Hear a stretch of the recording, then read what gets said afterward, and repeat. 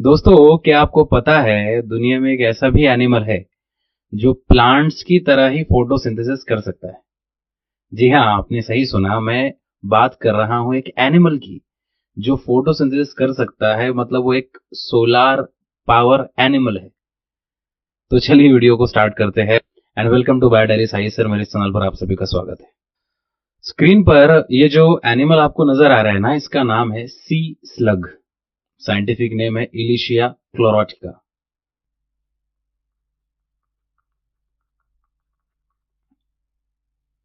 बहुत छोटे एनिमल्स होते हैं ये। इनकी लंबाई तकरीबन 1 to 6 सेंटीमीटर। और ये जो सी स्लग है ये नॉर्थ अमेरिका के अटलांटिक कोस्ट पे रहता है। बहुत ही छोटा होता है। आप इसकी बॉडी देखेंगे ना तो लिफ लाइक है। ये आपको दिख रहा है ना, पेड़ जैसा पूरा पत्ता जैसे है ना, एक लिफ जैसा नजर आ रहा है। तो इसकी बॉडी लिफ लाइक है। ओके।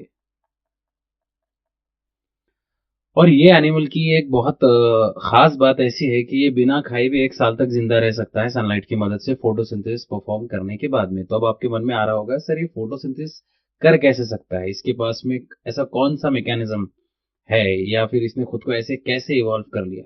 तो चलिए जानते हैं। इस टॉपिक को अंडरस्टैंड करने के लिए सबसे पहले आप ये वीडियो देख लो।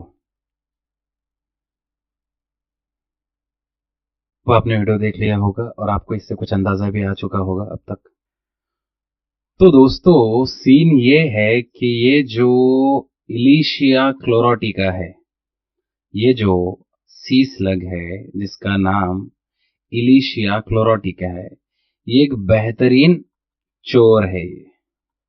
इसे हम मास्टर थीफ कहेंगे। और नीचे ये जो एल्जी का मैंने माइक्रोस्कोपिक व्यू निकाला है, इस एल्जी का नाम है वाउशेरिया लिटोरिया। ये एक येलो ग्रीन कलर की एल्जी है। ओके। अब मैंने ऊपर इलिशिया क्लोरोटिका को चोर क्यों कहा, इसका कुछ ही सेकंड्स में आपको पता चल जाएगा। सबसे पहले ये इलिशिया क्लोरोटिका क्या करता है, ये जो नीचे वाला वॉशेरिया लिटोरिया है ना, ये मतलब इसका फेवरेट खाना है। मतलब इलिशिया इस वॉशेरिया एल्जी को खाता है, ये इसका फेवरेट फूड है। इलिशिया इसके पास में आएगा और क्या करेगा, इसकी सेल वॉल को पियर्स करेगा अपनी जबान की मदद से। ये मोलुस्का का मेंबर है, तो इनके पास में रेडुला होती है। रेडुला मतलब स्क्रेपिंग टंग। मतलब अपनी जबान की मदद से ये एलजी के सेल वॉल को पियर्स करेगा। ठीक है, किसी इंजेक्शन की तरह। ओके, ये हो गया पहला स्टेप पियर्सिंग का। सेकंड स्टेप में ये क्या करता है, जैसे हम जूस पीते हैं ना स्ट्रॉ की मदद से, तो वैसा ये पूरा एलजी का कंटेंट सक कर लेता है। मतलब ये एलजी का पूरा के पूरा कंटेंट क्या कर लेता है, सक कर लेता है। तीसरे स्टेप में ये क्या करता है ये एलजी के सारे कंपोनेंट्स को डाइजेस्ट कर लेता है, एक्सेप्ट किसको छोड़ के, क्लोरोप्लास्ट को। आपको पता है क्लोरोप्लास्ट को किचन ऑफ सेल कहा जाता है, क्योंकि क्लोरोप्लास्ट के अंदर ही फोटोसिंथेसिस होता है। फोटोसिंथेसिस की मदद से पेड़ खुद का खाना खुद बनाते हैं। जैसे CO2 ले लिया, उसके बाद में वाटर ले लिया, सनलाइट, ये तीनों को मिक्स किया और ग्लूकोज बनाया। C6H12O6 बाय प्रोडक्ट बनता है 6O2 ऑक्सीजन और वाटर। करेक्ट है ना? तो अब होता क्या है कि ये जो सी स्लग था इलिशिया क्लोरोटिका, इसने इस एल्गी को अपने स्क्रेपिंग टंग की मदद से इसको पूरा सक कर लिया, इसका सारा के सारा कंटेंट। इसका मतलब इस सी स्लग ने इस एल्जी का सब कुछ खा गया है, वो सब कुछ डाइजेस्ट कर गया।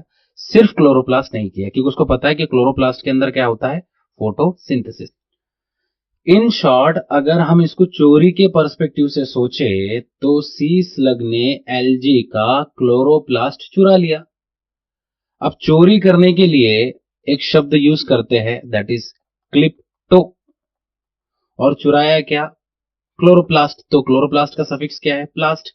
तो इसीलिए इस टॉपिक को कहा जाता है क्लिप्टोप्लास्टी।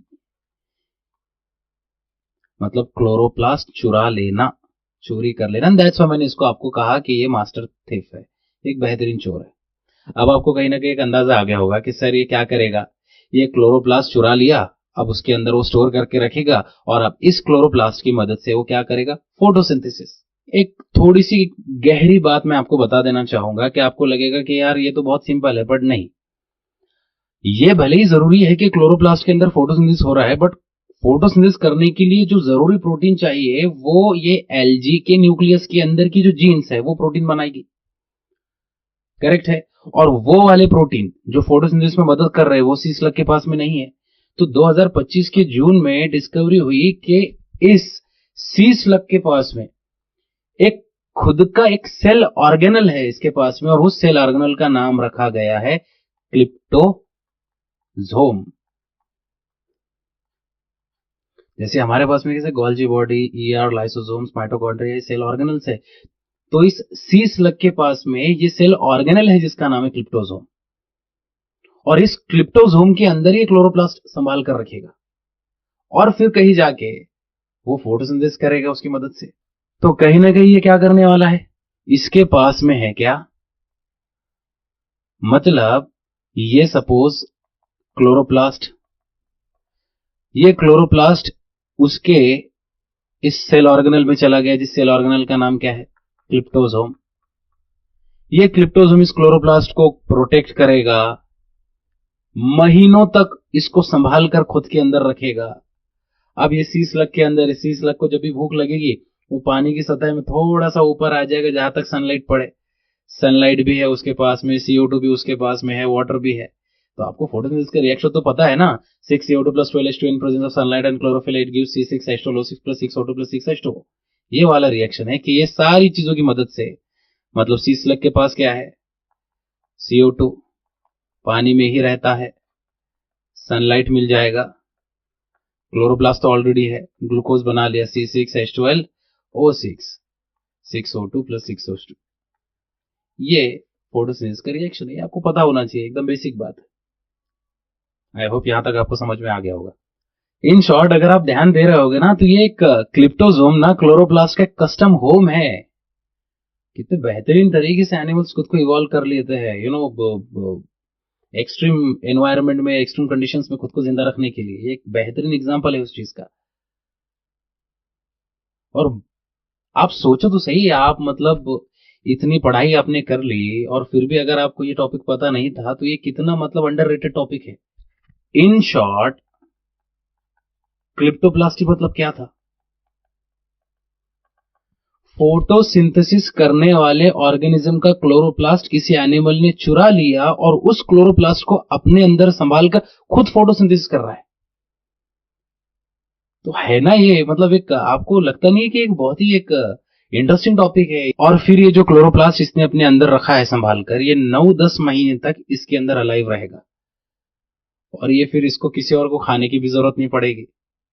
है ना ये मैजिकल बात बहुत ज्यादा। अब आपके मन में आ रहा होगा सर ये क्लिप्टोप्लास्ट के फायदे क्या है। सबसे पहला फायदा तो आपको दिख ही रहा है कि भाई जब भी मतलब हेटेरोट्रॉफिक मोड इसको अपनाना नहीं, मतलब किसी और को नहीं खाना है, और इसके पास में क्लोरोप्लास्ट है, तो कहीं ना कहीं खुद से खुद का खाना बना लेगा और महीनों तक बिना खाए भी जिंदा रह लेगा, क्योंकि उसको ऑलरेडी फोटोसिंथेसिस से खाना मिल रहा है, तो किसी और को खाने की जरूरत नहीं रहेगी।